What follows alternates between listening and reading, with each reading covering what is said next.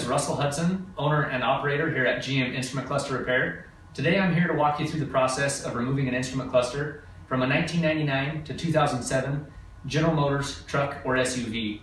If you'd like more information about our process, please feel free to visit our website at Cluster.com, or you can call us direct at 801-607-5352.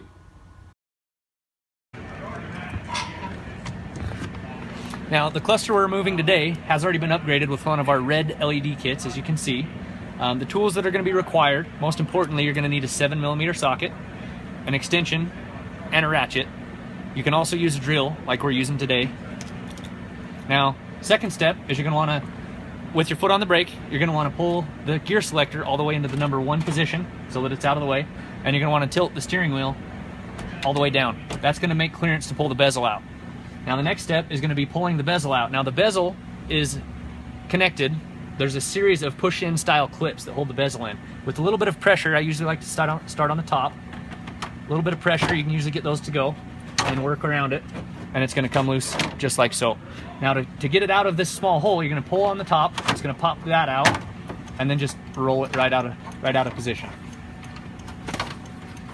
Now it looks like that one did turn our hazard switch on. We're just going to go ahead and turn that back off.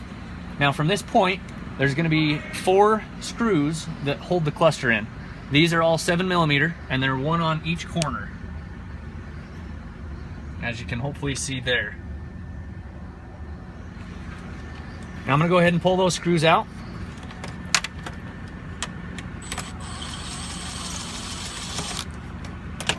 This process can be done quite easily.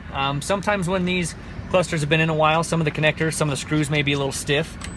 Just give them a little extra pressure and they should pop out.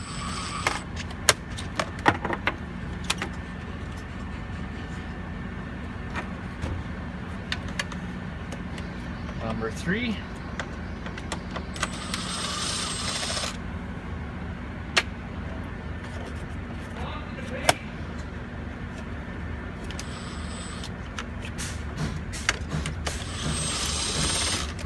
And number 4. And this is what the screws look like, just so you know what you're up against.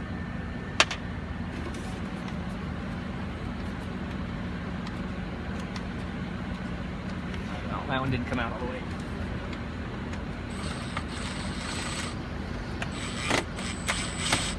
There we go. Now, there's a connector on the back of the cluster. Sometimes that can be a little sticky, sometimes it takes a little added pressure, sometimes it takes a little wiggling. What I usually like to do is pull the cluster forward slightly and get a little bit of an angle so you can see back in the connector. Now if you look in there real close, you should be able to see the connector we're going to pull on.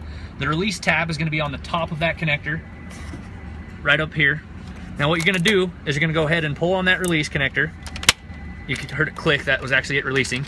Give it a good wiggle and pull, and there it come right out. And now if you zoom in right close on that, you can see that's the release tab right there. That's what you need to pull up to make sure that releases. Sometimes that will stick and you need to give it a little bit more pressure. Sometimes even you can use a screwdriver if it's really stuck in there.